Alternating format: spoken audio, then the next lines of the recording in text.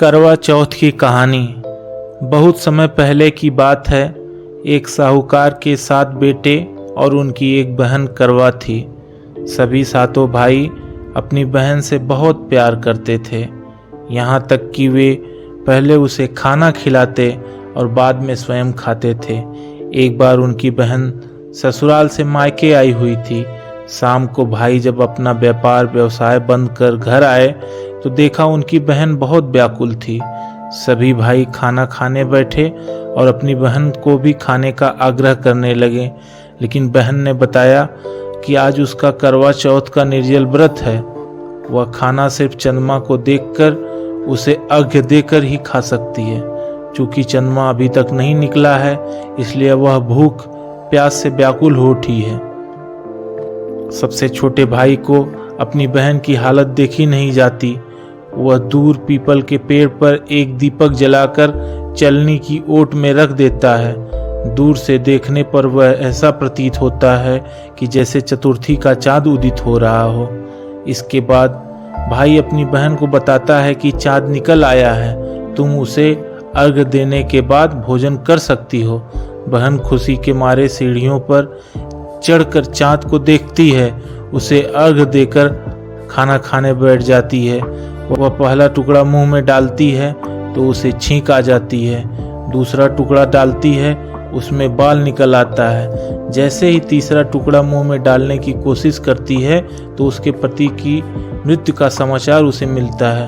वह बौखला जाती है। उसकी भाभी उसे सच्चाई से अवगत कराती हैं कि उसके साथ ऐसा क्यों हुआ।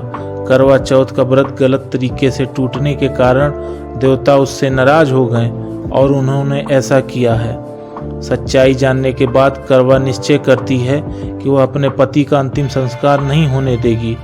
अपने सतीत्व से उन्हें पुनर्जीवन दिलाकर रहेगी। वह पूरे 1 साल तक अपने पति के शव के साथ बैठी रहती है, उसकी देखभाल करती है। उसके ऊपर उगने वाली सुई नुमा घास को वह एकत्रित करती जाती है। 1 साल बाद फिर करवा चौथ का दिन आता है। उसकी सभी भाभियां करवा चौथ का व्रत रखती हैं। जब भाभियां उससे आशीर्वाद लेने आती हैं तो वह प्रत्येक भाभी से यम सुई ले लो, पिय सुई ले लो, मुझे भी अपनी जैसी सुहागिन बना दो, ऐसा आग्रह करती है। लेकिन हर बार भाभी उसकी अगली भाभी से आग्रह करने का कह चली जाती है। इस प्रकार जब 6ठे नंबर की भाभी आती है तो वह करवा उससे भी यही बात दोहराती है। यह भाभी उसे बताती हैं कि चूंकि सबसे छोटे भाई की वजह से उसका व्रत टूटा था, अतः उसकी पत्नी में ही शक्ति है कि वह तुम्हारे पति को दोबारा जीवित कर सकती है। इसलिए जब वह आए तो तुम उसे पकड़ लेना, जब तक वह तुम्हारे पति को जिंदा ना कर दे उसे नहीं छोड़ना। ऐसा कहकर वह चली जाती है। सबसे अंत में छोटी भाभी आती है।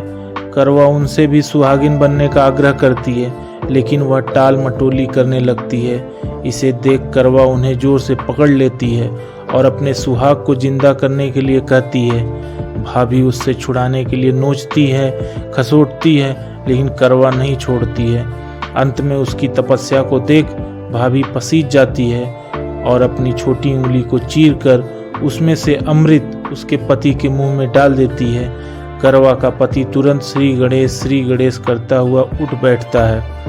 इस प्रकार प्रभु कृपा से उसकी छोटी भाभी के माध्यम से करवा को अपना सुहाग वापस मिल जाता है। हे श्री गणेश माँ गौरी, जिस प्रकार करवा को चिर सुहागिन का वरदान आपसे मिला है, वैसा ही सब सुहागिनों को मिले। जय हो करवा माँ।